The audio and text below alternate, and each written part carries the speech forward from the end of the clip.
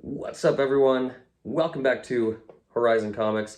Thank you all so much for joining me again. My name is Joey M. Lang, and we are on day 2 of Horizon Comix Reveal Week. Yesterday, we revealed Horizon Comix' second official superhero, Shadow Puppet. If you didn't see that, I encourage you to go back and check it out, as it highlights our brand new hero, Shadow Puppet, and basically the minutia of how these reveal videos are going to work. And so with that out of the way, I am so excited and proud to introduce to you all National Man. I know he looks a little bit familiar, but I'm going to get to that later because like I said yesterday, I'm going to go into the inspirations for these characters after doing a deep dive into their bios. So with that said, let's learn a little bit more about Jeremy Jennis, National Man. National Man is the superhero persona of the soft-spoken and mild-mannered farmer and family man, Jeremy Jennis. He's 30 years old, 6 feet 4 inches tall, and weighs 250 pounds. His powers and abilities include super strength, speed, vision, durability, endurance, and stamina. He has the power of flight, extreme temperature augmentation with his hands, total recall, and the ability to communicate with all species of mammals. While working on his parents' farm in Clipperville at the age of 16, a young Jeremy Jennis had a fluke chance encounter with a strange machine unlike anything Earth had ever seen. The machine was sent to Earth by the malevolent dictators of the planet Omegex as part of a master scheme, but instead it malfunctioned and endowed Jeremy with extraordinary abilities that would lay dormant for 2 years. Jeremy's new powers awoke suddenly at the age of 18, resulting in an unfortunate accident. Frightened, Jeremy fled to the northernmost settlement in Canada, where he spent 5 years as a recluse, living off the land and mastering his powers until finally, destiny called him back home. Now, Jeremy balances this simple life with his own family, running the Jennis family farm from Clipperville with saving the world from Skyline City and beyond, as National Man. And now that we know a little bit more about who National Man is and how he became the protector of Skyline City and the world over, let's get into some inspirations for the character. As one might be able to see, the inspirations for National Man are a little bit less than subtle. Clearly, there is a certain resemblance to a particular major hero from another major comic book company. And I am a big fan of Superman.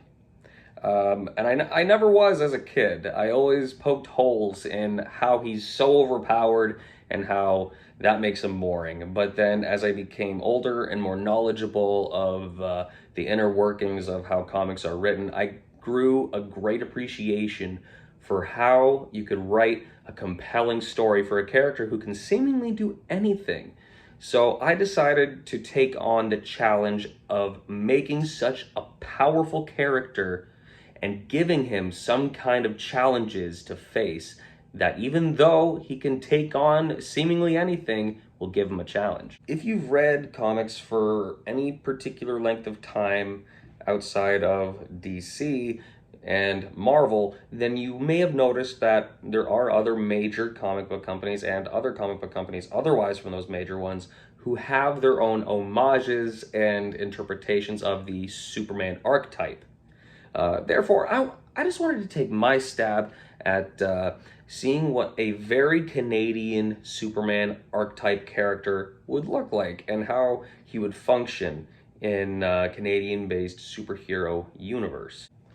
Ultimately, though, the final inspiration for this character came to me while I was rewatching the Smallville TV series with my wife. And it showed a lot more of the workings of Smallville and then transitioning to how he functions in Metropolis. And my fictional townships and cities tend to reflect real life places that I've been to or have some kind of significance to me, and can also bear some kind of resemblance to places in comics. whereas my Skyline City would be a relative interpretation of Toronto, which has also been noted in the past to be a half inspiration for Metropolis.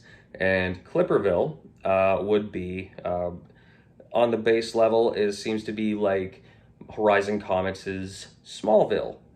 But it is more directly related to my childhood town of Stouffville, Ontario, where their hockey team is the Clippers, so hence Clipperville. And that reoccurring theme with some of my towns, whereas yesterday I mentioned General City is named after the hockey team of the city that the fictional place is named after. So watching the series, thinking about how Clark Kent had to balance being this simple man with simple goals, with being a larger-than-life, grandiose, major superhero. Really sold this narrative of balance and duality, which is very necessary in the mythos of Superman. So if I were to put out this character who is supposed to be an homage of the Superman archetype, then that was really something I had to include in the character, which was a huge part of the inspiration for me. Now, as far as possible stories for National Man go, if you guys decide as a majority vote that this is the character you would like to see me write about next, not to say that I won't write about any of these characters after the one that's been voted has been voted, it's just I'll get to them later, and whoever you vote will be next. But like I said, if National Man is to make that vote, I do have a couple ideas. Well, there's a few ideas I have had rolling around in my head, and there's some very strong ideas that keep coming to me, like really nagging urge to be done. And it could be as simple as like maybe just like 8-page slugfest with another super strong, powerful character. Kind of like how I did in Horizon Comix Spectrum, was basically like this 8-page almost fight scene. But I would prefer to go a little bit deeper than that in the narrative. So I could probably, two ideas that I have are basically conversations as a narration to what's happening in the story.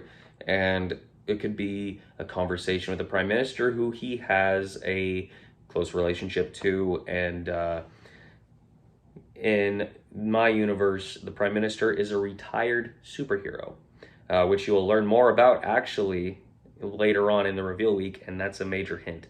So I could do that, have that be like the background narration for whatever's going on in the 8-page short story, or it could be like in the same air as that, have it be like an interview with a reporter or something, where you're talking about the day in the life of National Man, and the narrative is what he's talking about for what he does in his day, and like rescues, battles, and things like that, and you see that going on throughout the story. So those are just a couple ideas that I have kicking around for that.